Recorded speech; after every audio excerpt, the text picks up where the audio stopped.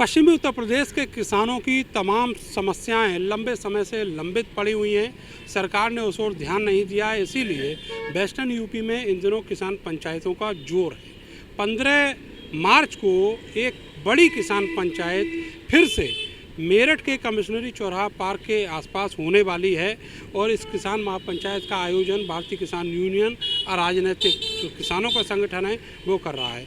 इस किसान संगठन के जो नेता हैं धर्मेंद्र मलिक, वो मेरे साथ हैं।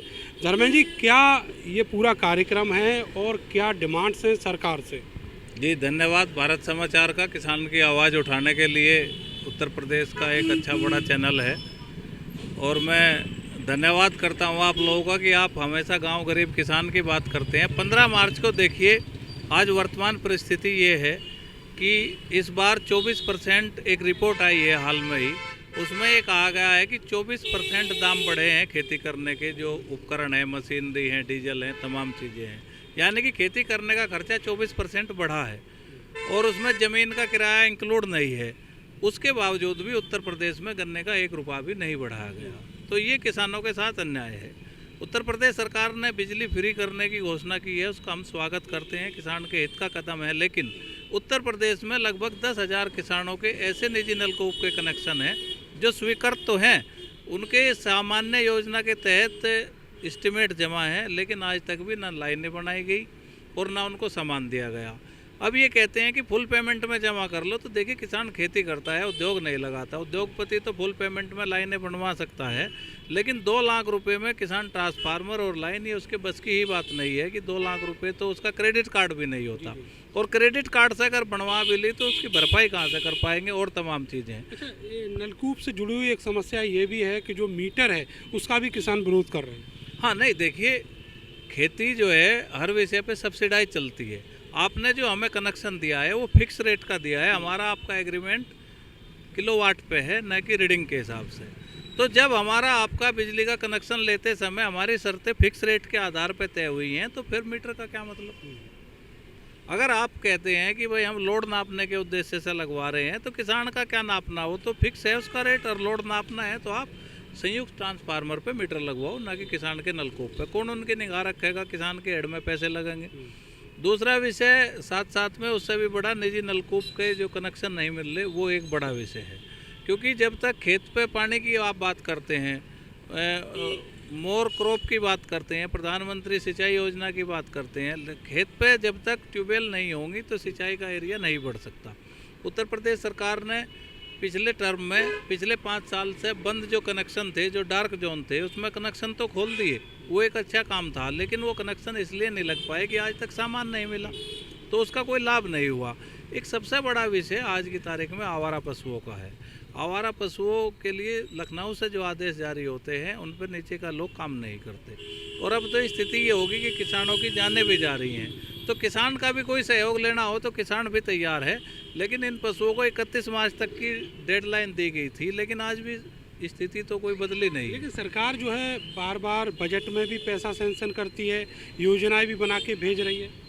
नहीं देखिए, जब तक बड़ी गौशालाएँ नहीं होंगी, और अब जो है जब तक हम उपयोग नहीं करेंगे, आज गोबर से सीबीजी प्लांट लग सकता है, गोबर से पेपर के प्लांट लग सकते हैं, तो एक वृहद कार्य योजना बनानी पड़ेगी। दूसरा ये भी एक हमारा मानना है कि जब तक बधियाकरण का कार्यक्रम आवारा पशु में नहीं चलेगा, ये मल्टीप्लाई होते रहेंगे, तो इसको एक संयुक्त वृहद आवश्यकता है। और जब जानवरों का, जंगली जानवरों का अभिरण हो सकता है, तो गाय का भी अभिरण बना देने चाहिए। गंगा की तलहटी में बिजनौर से लेके और इलाहाबाद तक इतना बड़ा क्षेत्र है, अगर उसमें हम घास और पानी का इंतजाम कर दें और वहाँ पे हम कुछ इस तरह के एक मॉडल में उनको अभिरण बना दें, तो सब गायें उसमें बहुत आराम से रह सकती हैं।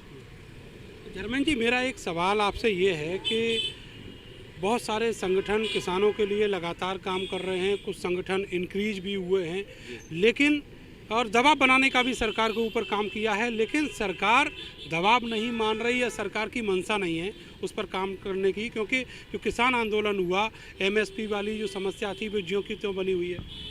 नहीं देखिए, वो जो किसान आंदोलन था, किसान आंदोलन को किसान नेताओं के द्वारा एक ही विषय पर केंद्रित कर दिया गया। कुछ लोगों का ये था कि बस केवल बिल वापस हो, जबकि हमारा ये मानना था कि जो बिल वापस हो या ना हो, लेकिन यहाँ से समस्याओं का समाधान हो। कारण ये है कि अगर हमारा एमएसपी का न्यूनतम तय हो जाता है तो फिर प्राइवेट खरीद करो या सरकार खरीद करो, उस बिल से फिर हमारे ऊपर कोई प्रभाव नहीं था। लेकिन ये सरकारों के साथ साथ हमारे किसान नेताओं का भी दुर्भाग्य रहा है कि जो किसान का विशेष बिंदु था उसको फोकस नहीं कर पाए या उस पर सरकार से चर्चा नहीं कर पाई। और उसी का आज नतीजा है कि पहले भी हम आंदोलन कर रहे थे और 13 महीने के बाद आंदोलन भी कर रहे थे, उससे क्या बदला। तो थोड़ा सा किसानों को भी, किसान नेताओं को भी किसान समस्याओं के प्रति जागरूक होना पड़ेगा। केवल पीढ़ी दर पीढ़ी की जो बात है या एक बात किसी ने कही उसी को लेके सब चल दिए, ये भी हमारा मानना है कि स्ट्रेटजी चेंज करनी पड़ेगी जैसे सरकार मूड बदलती है। हाँ, नहीं, किसानों को भी, अपने किसान नेताओं को इतनी शिक्षा और दूसरी चीज़ें अपने अंदर डेवलप करनी पड़ेंगी कि जो बिल आते हैं उनके प्रभाव और दुष्प्रभाव हम दोनों डिफाइन कर सकें। हमारे बहुत सारे नेताओं का भी ये मानना है कि वो सरकार को गाली देने में ज़्यादा विश्वास करते हैं। अगर कोई ठीक काम है तो उसकी आप जो है सराहना करो और जो गलत कार्य है उनकी भर्त्सना करो और उनके पीछे आंदोलन करो। तो उस समय एक वर्ग का जो सेकंड लेवल की लीडरशिप थी उनका ये मानना था कि एमएसपी गारंटी कानून पे पहले बात होनी चाहिए, लेकिन हरियाणा और पंजाब के दबाव में पूरे भारत के इश्यू को दबा दिया गया। और जब बिल वापस हुए धीरे धीरे वो लोग निकलने वहाँ से शुरू हो गए, तो फिर हमें ऐसा दिखाई दिया कि सब लोग जो है दो राज्यों के लोगों पे ज़्यादा आश्रित थे, चाहे वो खाने का कार्यक्रम हो या दूसरा। तो जब और लोग इसलिए उसमें दबाव नहीं बना पाए। तो आपको क्या लगता है कि आगे फिर उतने ही बड़े आंदोलन की जरूरत पड़ेगी अपनी मांगें मनवाने के लिए किसान को? देखिए, इस देश का मैं बिल्कुल स्पष्ट आपको कर दूं कि अभी इस देश का किसान भी 13 महीने में अपने आप को बहुत थका हुआ और ठगा हुआ महसूस कर रहा है। 13 साल में जो एनर्जी वो लगाता देश की सरकार पर दबाव बनाने के लिए, वो उसने 13 महीने में लगा दी। एक बार दिल्ली में ट्रैक्टर किसान साल में एक बार लेके जाता था, लेकिन 13 महीने में कम से कम 26 बार गया और उसका आर्थिक भी नुकसान हुआ। तो वो भी कहीं ना कहीं मायूसी में है कि भाई जब पीक पे बात होती है तो शायद हमारे नेता अच्छी बार्गेनिंग नहीं कर पाते। लेकिन हमारा यही है कि पहले क्षेत्रीय लेवल से दबाव शुरू किया जाए और जब जन जागरण होगा तभी एमएसपी को, देश में जब तक पूरा जन जागरण नहीं होगा तभी एमएसपी एक बार इसको सवाल बनाना है जनता के बीच में, फिर आंदोलन स्वतः हो जाएगा। लेकिन वो आंदोलन लंबा होगा। देखिए, अब बहुत बड़े बुद्धिजीवी और बहुत रिटायर्ड कृषि सचिव वगैरह भी ये बात कह चुके हैं कि सरकार जो है एमएसपी गारंटी कानून दे या भावांतर दे, लेकिन किसान को सपोर्ट करना ही पड़ेगा। जब तक हम जो तय करते हैं उसको स्टेबल नहीं करेंगे, जैसे उत्तर प्रदेश में 6.5 रुपये किलो आलू खरीद की बात हुई है, अगर ये बात ना होती तो 2-3 रुपये में आलू बिक रहा था। तो इससे क्या होगा कि अब बाज़ार पे दबाव होगा, अब सौदे जो होंगे वो 6 रुपये से 6.5 से ऊपर होंगे क्योंकि सरकारी खरीद उसकी हो जाएगी। तो ऐसा ही एमएसपी में है कि दुनिया की जो खेती है वो सरकार के खजाने के मुंह पे चलती है, नहीं तो ये कोई ऐसा सौदा थोड़ा है। अभी आप लगाओ कि खाद पे जितनी सब्सिडी है, अगर आज सपोर्ट सरकार उससे वापस कर ले तो आप खाद भी नहीं खरीद पाओगे। तो ये दुनिया में कहीं दो राय नहीं है कि दुनिया के खजाने से दुनिया की कृषि चलती है, लेकिन अंतर ये है कि हिंदुस्तान और जो बाहर के विकसित देश हैं वो अपने किसान को सहूलियत ज़्यादा देते हैं, हमारे यहाँ सहूलियत कम है। हमारे खाद्यान्न के रेट ज़्यादा होते हैं और वो सब्सिडाइज जो खाद्यान्न है वो दुनिया के बाज़ार में सस्ता है, जिससे भारत की कृषि पर दबाव बना हुआ है।